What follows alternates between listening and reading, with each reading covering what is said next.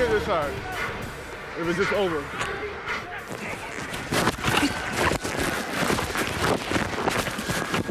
And Carlos Dunlap gets there and just throttles Allen. Yeah, I need that though. Turn over, D. Turn over. Yeah, yeah, yeah. Let's go. We right back in. 3-0, we right back in it. And much more with Carlos Dunlap mic'd up coming up as we welcome you to Seahawks Saturday Night alongside former Seahawks linebacker Dave Wyman. I'm Aaron Levine. Dave, a bad day for the defense against Buffalo last week, but it did mark the return of Jamal Adams and the debut of Carlos Dunlap. What did they do there, and how much will an extra week of practice help them against the Rams this week? Well, I think it's going to help Jamal Adams a lot more than it will Carlos Dunlap. Jamal Adams, really played in 2 3/4 games, and they use him in such a varied way, whether he's blitzing off the edge or in coverage, and so he really didn't get a chance to get going. He takes 6 weeks off. They plug him back in last week against Buffalo, and there were some mistakes. We'll get to that later. They had some errors. But for Dunlap, you just kind of plug him in there, and you look at that bull rush right there. He's pushing about 550 pounds right there with the quarterback and the tackle. And then he makes a great play in the run game as well, just kind of going under a block and making a play. I think he's one of those guys, defensive linemen, you can just kind of put them in. It's not super complicated what they do. It's all about just turning them loose. And like I said, you can just put him in there and push play. It's nice to see. On the other side of the ball, it's a matchup of 2 of the best in the NFL. The Seahawks are first in points per game. The Rams are second in total defense. What's the biggest challenge in facing that defense? Well, I'll save the worst for last. So let's start with the defensive coordinator, Brandon Staley, who's just a great coach. He started coaching in the NFL in 2017. So 3 seasons later, he has his team he's top 10 in 10 different categories, including points allowed and yardage and passing yardage. So he's really got this defense playing together. I feel like I said this the other night when you and I were on Thursday night, that it feels like the rest of the NFC West has stolen the blueprint of what the Seahawks, they're playing great defense, running the ball, but he's really good. And then Aaron Donald, I said I'd save the worst for last. He is, Pete Carroll called him one of the top 5 best players in the NFL, and not just defensive player. I think he's the best defensive player. So, you can only hope to kind of slow him down. At CenturyLink last year, they held him to 1 tackle for loss. So hopefully they can have that kind of performance. The good news is the Seahawks still have a 1-game lead in the NFC West heading into this weekend. Why should Seahawks fans feel confident? Well, they're 32-8 after regular season losses. So, and we visited that stat a few weeks ago, and I'm looking for a 49er-like performance. And when you think about it, 32-8, that's 800 win percentage. So in a 16-game season, you're winning 13 games. So it's and it's not just Russell Wilson. It's KJ, it's Bobby, and it's Pete Carroll, that they're able to just flush the bad results and follow up with a really good performance. So I'm looking for a 49er-like performance from this defense. Yeah, we saw it a couple of weeks ago, hopefully again tomorrow. Looking forward to seeing DK Metcalf going up against Jalen Ramsey, but we can't forget about the guy who had 15 catches, 200 yards a couple of weeks ago. That is Tyler Lockett, and that's who we caught up with this week. And we're now joined by Seahawks receiver Tyler Lockett. Tyler, you had the best catch of the season last year against the Rams, but then you had the one-handed catch against Arizona, the toe tapper against them also in the end zone. Which was better, the original or the sequels? You tell me. I love all of them. Yeah, I would just say the fact that I have an opportunity to be a part of each of those catches, I think that's probably the biggest takeaway for me. Well, you're one of the few receivers out there who consistently says they're not worried about numbers, not worried about the number of catches. Do you think that mindset is actually a reason why you're top 5 in touchdown catches this season, because you don't really even think about it? Well, I think when you try to play as much as you can without thinking about numbers and catches and yards, I think you have a different type of peace. You go out there and you just play. I think sometimes when you get so caught up in that and you get so caught up in who's in front of you and how many yards and touchdowns do you need, I think that just clouds up our game. And so, yeah, I think just being able to focus on the reason why I play creates this type of freedom where I don't have to get caught up in that type of stuff. And if I do, then I try to find my center ground to get back to where I was supposed to be at. Well, you guys are 6-2 and in first place in the division right now. Where did this team need to improve to have similar success in the second half and to win the NFC West? I think for us, we just have to start understanding how teams are starting to play us, how they're trying to attack us. We know what we do great at. We know how great that we are. It's just being able to make sure that we stay true to the little things. Because when you're scoring a lot of points and when you're starting to put ourselves in great positions to be able to take home the victories, we got to be able to learn how to be able to manage a victory, learn how to be able to do great when it comes to 4-minute offense, learn how to be able to attack teams and what they're giving us. I think sometimes that's what we kind of been seeing just these last games about how people been attacking us. So it's just being able to adapt to what they throw at us, even if it's not what we game planned. Well, finally, your book of poetry is now available in an audio version. What was it like voicing your own stuff? How many takes did you need? I didn't really need too many takes, but honestly, it's just a great opportunity, and I thank God for that opportunity to be able to do it. A lot of people read the book, and one of the guys who was actually out there recording me, he was like, I thought the book was all right. And then when I actually listened to you whenever you were performing it, he said, man, this is really, really good. And so I think for a lot of people, when they read the book, you try to figure out how's the flow supposed to go. There's sometimes I say 10 sentences in about 5 seconds. And so for me, I think it'll be great for a lot of people just to be able to tune in, get the audio book, listen to the flow, and then it'll allow them to be able to read it the same way that I was able to present it in audio. Holidays coming up. We look forward to hopefully hearing that. And thanks so much for joining us. Best of luck against the Rams. Hey, thank you so much. You have a good one. The Seahawks and Rams feature two of the top offenses in the NFL. Up next, we get Coach Carroll's take on what it takes to stop their NFC West rival. And we're now joined by Seahawks head coach Pete Carroll. Coach, we're officially halfway into the season. In what ways has this team evolved since week one? Well, Aaron, there's so much going on during this football season that we've been evolving in a lot of ways, handling the whole outside part of the pandemic and all that we're trying to do to take care of our stuff is we've been constantly kind of adjusting as we go through the process. That's been one big factor for sure. Everybody's doing the same thing. We've been extremely successful. We're one of just a few teams that haven't had a positive test so far, so we'll keep our fingers crossed. Football-wise, we've been in, as you always are during the season, you're adapting throughout. This was an unusual season, and we didn't have any preseason games, so everybody is starting from scratch at the start of the season. So a lot of things aren't quite settled for a lot of teams, and so you're moving and you're adjusting and you're feeling your way through your players and what they can do and all of that. So that's a big part of what's happening also.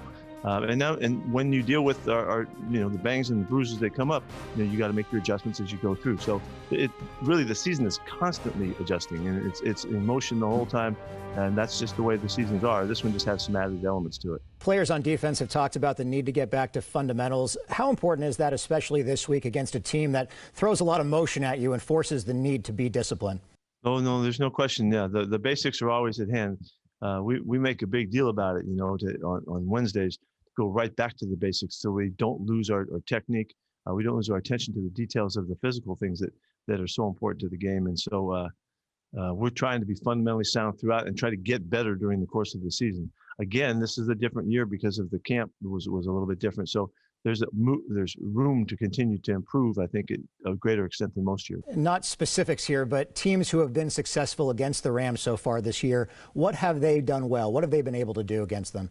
Well, they've been different styles, The Niners got them pretty good. Miami got them pretty good. Those are totally opposite of the end spectrums in the type of defenses in teams. So really the best thing you can do is to make the quarterback have a difficult day. That's the best thing you can do to this team. They're going to run the football with pretty good authority. They're a solid running football team committed to it. And that's kind of be part of it. You don't want that to control the game. But you need to get the quarterback and get him where it's hard for him. The Niners did it one way, the Dolphins did another way. I've been waiting to ask you about Snacks Harrison. It looks like he's going to be getting his first action as a Seahawk this week. What does he bring to the table for you on defense? It's funny you should say it that way. We're breaking out the snaps and what he brings to the table. He is a very instinctive football player. He's enormous. He's got great stature and length in the line of scrimmage. He plays on the center most of his career, which he does for us as well. And he's a very physical guy. It's hard to move, and so you get real solid play in the middle of the line of scrimmage. So he's got a real solid aspect of his game that's unique to him. You know, taking nothing away from DJ Dallas or Travis Homer, but how does it change things when you're without both Carlos Hyde and Chris Carson in a game? It's different. Yeah, it's different for us. You know, those two guys really, they have a real style about them, and it's why we liked Carlos so much to work with Chris to maintain that style of really hard-hitting downhill guys to complement a play-pass game and the rest of our offense. And so the other guys they're a little smaller, they're more edge guys. The guys are going to use their feet to beat stuff instead of using their shoulder pads, so it's just different styles, really. You were also on pace to have another positive turnover margin in the double digits this season, and then last week happened. Do you blow up extra signs around the facility that say it's all about the ball? If we could emphasize it more, let me know, because we're trying to get it right back on track. We were on the verge of going into double digits in that last game, is the way I was looking at it, and we had just a terrible outing turning the football over. So the emphasis is as great as we can think to make it right now, and we need to do a great job on offense. We need to get the football away from our defense, and that's the way we play. It's our style. Well, no quarterback since the 1970 merger has a better record after an in-season loss than Russell Wilson.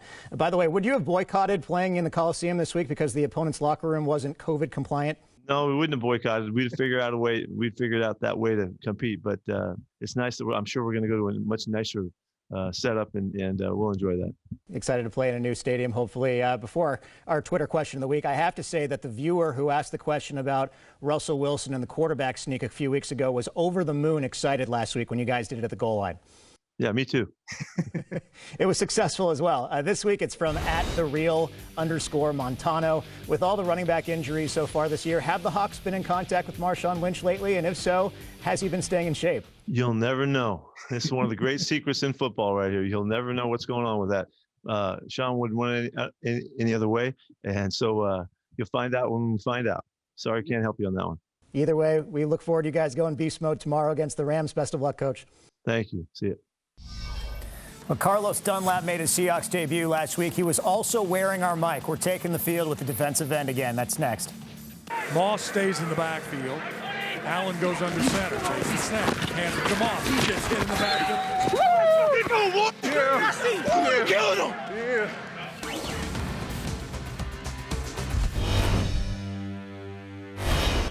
Let's go, Dunlap. Have a great one, Yes, baby. sir. Another opportunity. Chapter 2, paragraph 1. Let's go. Yeah. On the other side.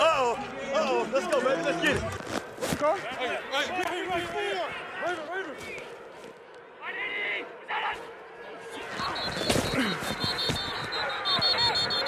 Hey, what was the call? Panther? Yes.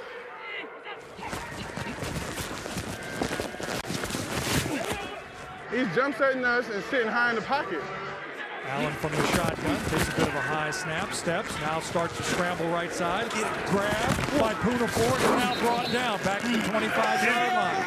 Puna starts it, Reed finishes it. Dunlop also.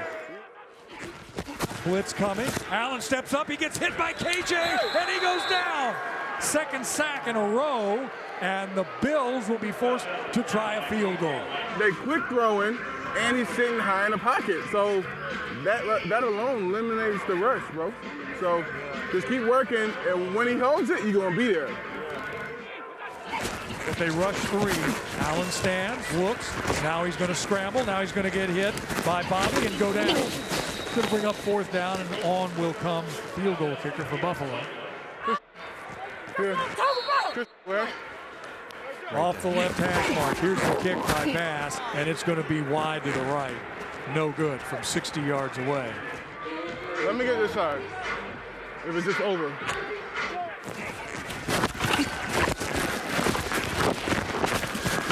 Carlos Dunlap gets there and just throttles Allen.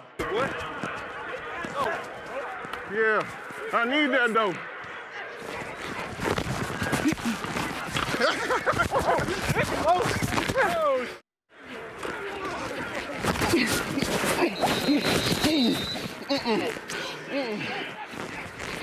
Quick throw near side. Ball is bobbled and caught by Brown at the 5-yard line. So he's actually going to lose a yard or two. What's that?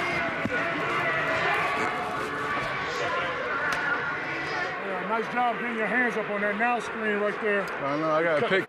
Yeah, pick that. I knew it was coming. I gotta get that ball out. Today? No, I got 2 halves. One full, I think. I know I got one. I was on with you, and I was on with Bobby too. They gave me all that.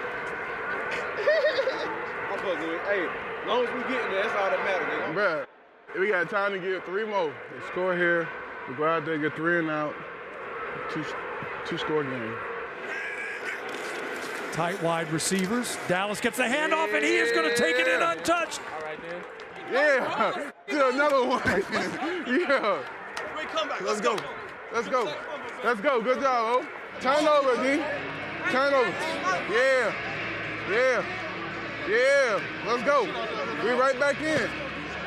3 and out, we right back in it.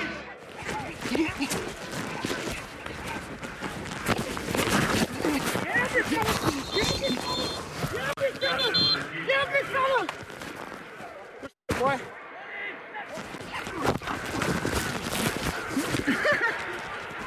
Check. Yep.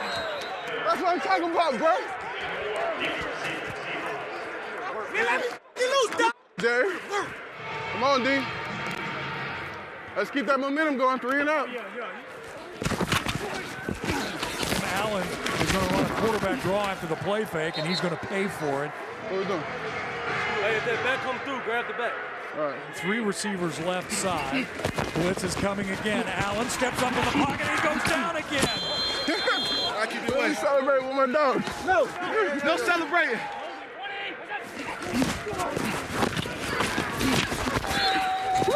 Keep going, boy. Yeah. Killing him. Yeah. It's weird, but I'm getting a feel for y'all boys now. This is gonna be special, bro.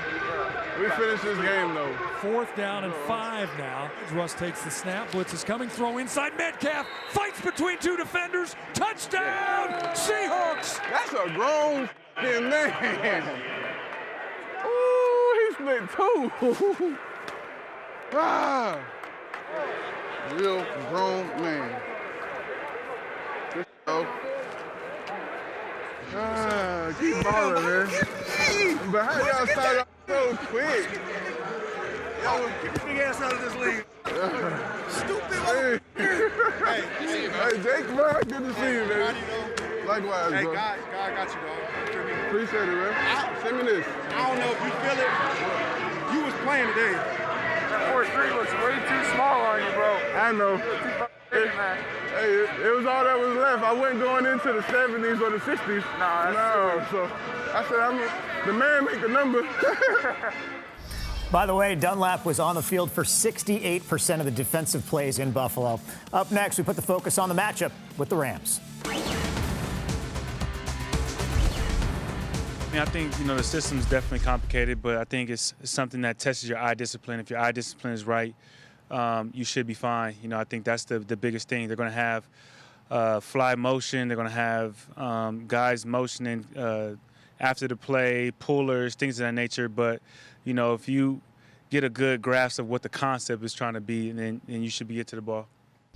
So now back here with Dave Wyman. How do the Seahawks come out on top tomorrow? Well, let's start with defense. I just think they have to not make mistakes. You can have the most complicated defense in the world that nobody can figure out, but if you're not executing, and Bobby knows that as well as anybody, it seemed like they made a lot of mistakes. They're not playing together.